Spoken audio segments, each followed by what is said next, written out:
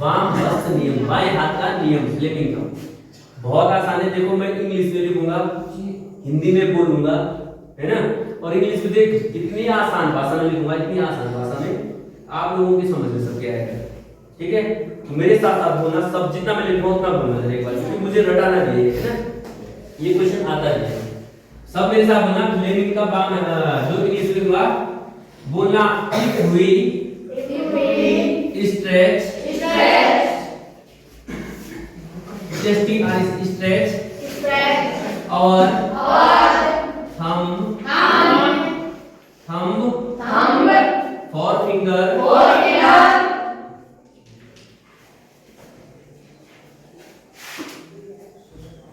Middle finger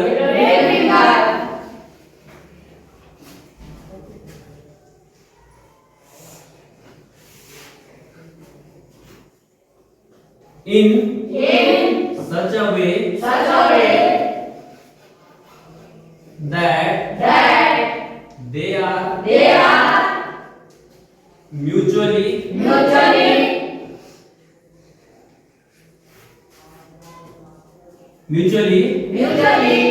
perpendicular to each other, then the thumb so the direction of force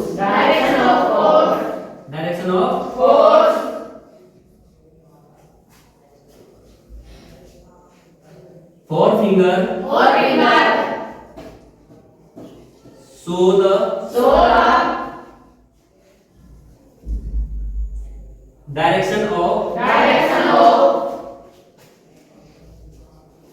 magnetic field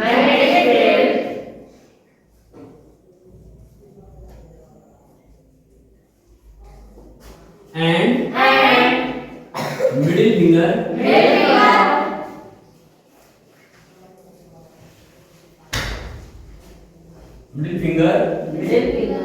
so the direction of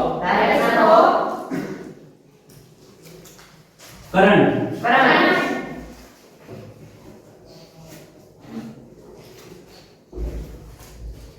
ये English हो गई इसकी, ठीक है जी। अब मेरे साथ बोलना एक बार, फिर दोबारा एक बार है ना।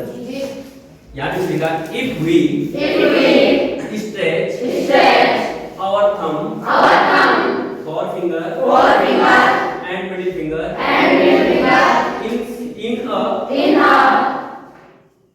in such a way that they are mutually perpendicular to each other, then the thumb show the direction of force, forefinger show the direction of magnetic field, and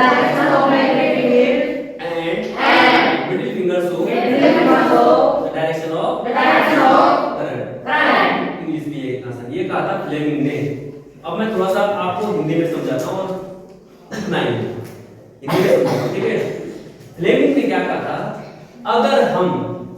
यदि हम अपने बाएं हाथ के, पहले नाम बताता हूँ 5 उंगलियों की, इसका नाम है अंगूठा, इसका नाम है फोरफिंगर, तर्जनी, इसका नाम है मध्यमा, मिडिल फिंगर, इसका नाम है अनामिका, इसका नाम है कनिष्ठिका, सबसे छोटी।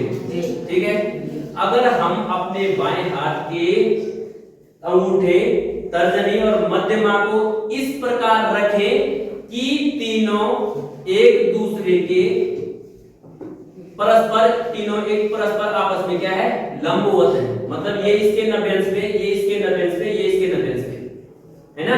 देखो लंब परस्पर मतलब देखो ये 3 पेन लिए मैंने, कितने पेन लिए? 3। ये दोनों लंबवत है ना, परपेंडिकुलर है ना एक दूसरे के, बिल्कुल सीधे है ना। और एक ऐसे लगा रहे, देखो 3, ये तीनों इस तरह के बन गए ना। ये इसके परस्पर लंबवत है, ये इसके परस्पर लंबवत है आपस में, ये इसके लंबवत है ना। दिखाई दे रहा है सबको? उस प्रकार से अगर हम अपने बाएं हाथ की अंगुलियों को, 3 अंगुलियों को इस प्रकार प्रकार रखें, ये देखो सबको दिखाई दे रहा है जी। तो अंगूठा बल की दिशा दिखाएगा, तर्जनी चुंबकीय क्षेत्र रेखाओं की दिशा दिखाएगा और ये मध्यमा विद्युत धारा की दिशा दिखाएगा, दर्शाएगा। ये कहा था किसने? फ्लेमिंग। लग रहा है बहुत बड़ा लिख दिया, बहुत लंबा है लेकिन बहुत आसान है। कैसे? सामान्य भाषा में, अपनी भाषा में आप बोलोगे कि क्या कहा था फ्लेमिंग, यदि हम अपने बाएं हाथ की अंगूठे, तर्जनी और मध्यमा को इस प्रकार रखें कि परस्पर तीनों एक दूसरे के लंबवत हो, तो अंगूठा बल की दिशा दिखाएगा और तर्जनी चुंबकीय क्षेत्र की दिशा दिखाएगा और मध्यमा विद्युत धारा की दिशा दिखाएगा। तो अगर हम इसका चित्र बनाने की कोशिश करें, क्योंकि ऐसे चित्र बनेगा, इसका ऐसे ऐसे ऐसे मैं बना नहीं पा रहा हूं, ठीक है, क्योंकि ये बनेगा तो एक दूसरे के परस्पर लंबवत है ऐसे, ठीक है। तो ये अंगूठा माना ये बल की दिशा दिखाएगा, ये तर्जनी है, ये चुंबकीय क्षेत्र एम से दिखा रहा हूं मैग्नेटिक फील्ड, और ये सी ये करंट की दिशा दिखाएगा, ये कहा, ठीक है। या ऐसे भी हो सकता है, ऐसे ये अंगूठा ऐसे बनाएंगे इसे, ठीक है। ये देखो इसके लंबवत है और ये ठीक है, समझ में आ गया? जी। F M C. शॉर्टकट में आपने कैसे याद रखना है कि अपने बाएं हाथ को इस तरह F M C, F M C. F किसका है? अंगूठा।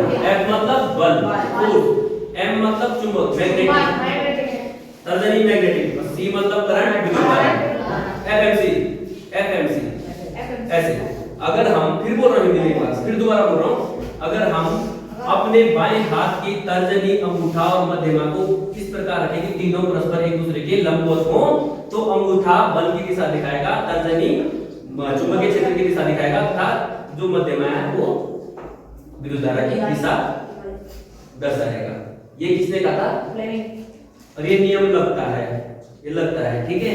ये फ्लेमिंग का नियम लगता है जब आप जो जनरेटर जो काम करता है ना, इसी नियम पे करता है, विद्युत जनरेटर है ना। तो हिंदी में मेरे साथ अगर सोचना मत कि इतना बड़ा लिखा दिया है, हिंदी में एक बार मेरे साथ बोलना सब कुछ, ठीक है। बोलना, फ्लेमिंग के बाएं हाथ के नियम के अनुसार यदि हम अपनी अंगूठे, तर्जनी, मध्यमा को इस प्रकार रखें कि तीनों परस्पर एक दूसरे के लंबवत हो, तो अंगूठा बल की दिशा, तर्जनी चुंबकीय क्षेत्र की दिशा तथा मध्यमा विद्युत धारा की दिशा दर्शाएगी। क्लियर है? मैं चाहता हूं, जो मेरा उद्देश्य है, मैं चाहता हूं कि बच्चे इंग्लिश, देखो मैंने इतना बड़ा इंग्लिश में लिख दिया, कोई बात नहीं, ग्रामेटिकल मिस्टेक हो सकता है नीचे ऊपर, स्पेलिंग में छोटी मोटी मिस्टेक हो सकती है, डजंट मैटर। साइंस कभी भी spelling mistake and grammatical mistake नहीं देखती है, साइंस देखती है नॉलेज की पॉइंट क्या है, कीवर्ड्स क्या हैं, जो साइंटिफिक वर्ड्स क्या हैं, जो शब्द क्या है ना, उनको देखती है। और वो मैंने पूरे करेक्ट लिखे हैं, और ये इतना बड़ा ना देखे, देखो इतना बना दिया, आसान बना देना चीजों को। तो किसी भी समस्या या किसी भी चीजों को आसान बनाना आना चाहिए, तब क्या कहलाते हैं आप? परफेक्टनिस्ट। आप परफेक्ट हो गए, परफेक्ट।